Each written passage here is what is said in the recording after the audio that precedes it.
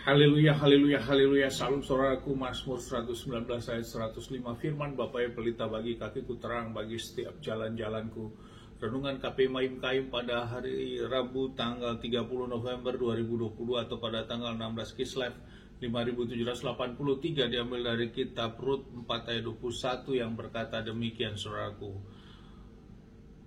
Ayat 21 dan 22 saudaraku. Salman memperanakkan Boas, Boas memperanakkan Obed, Obed memperanakkan Isai, dan Isai memperanakkan Daud saudaraku. Saudaraku, perikop dari bacaan renungan Haftara ini pagi ini adalah silsilah Daud saudaraku. Saudaraku, firman mencatat bahwa Daud adalah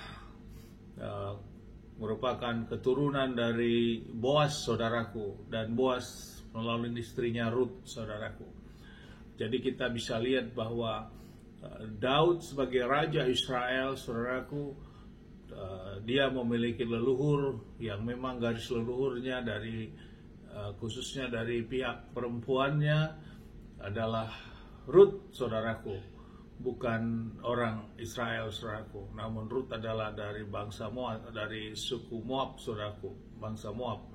Dan inilah yang terjadi saudaraku. Lewat baca renungan firman ini kita dapat lihat memang tetap garis keturunannya melalui Boas. Boas merupakan orang Yehuda saudaraku, dan merupakan masih memiliki hubungan saudara dengan Naomi saudaraku, dari saudara suaminya.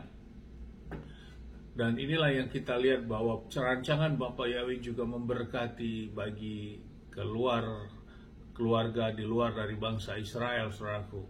Namun memang garis keturunan tetap dari pihak laki-laki yang menurunkan terus.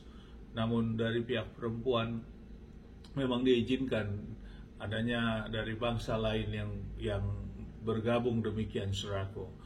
Dan inilah caranya Bapak Yahweh.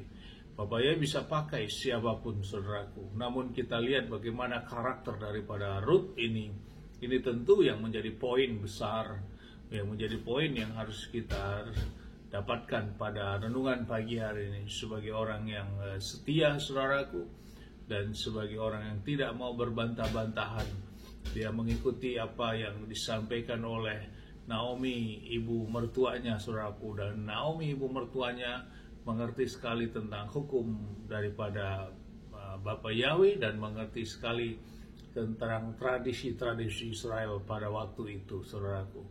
Dan akhirnya Bapak memakai Ruth sebagai bagian dari garis keturunan yang tercatat sampai kepada Daud saudaraku. Dan tentu Daud sampai terus turun-menurun sampai kepada Yusuf, dan disitulah Yeshua juga lahir bersama melalui kandungan Maria saudaraku. Dan inilah yang mencatat kitab suci kita, mencatat hal itu. Artinya saudaraku, yang menjadi renungan bagi kita di hadapan kehidupan kita sekarang, siapapun Bapak Yahweh bisa memakai kita saudaraku, dan memakai besar, dan memakai menjadi hebat saudaraku. Namun terciptanya suatu karakter yang sesuai dengan hukum Bapak Yahweh, inilah tentu yang menjadi pondasi awal saudaraku, yang harus dipahami dan dimengerti. Karena lewat hal itulah maka Bapak Yahweh berkenan. Karena semua perintah dan ketetapan yang Bapak Yahweh berikan, tentu Bapak Yahweh punya maksud dan punya tujuan. Dan Bapak Yahweh juga tentu memiliki suatu prioritas terhadap setiap siapapun yang melakukan hukum dan ketetapannya itu dengan baik saudaraku. Biarlah firman ini meneguhkan bagi kita, saudaraku dan saya dan kita semua, untuk kita tetap terus berjuang lewat melakukan hukum, perintah dan ketetapannya. Dan hal yang terjadi bisa terjadi juga terhadap kita, sama seperti Ruth mendapatkan suatu keistimewaan. Dan kita di zaman kita ini juga, siapapun, kedudukan apapun, status apapun, Bapak Yahweh bisa memakai setiap orang sesuai dengan rancangan Bapak Yahweh untuk menjadi yang terbaik.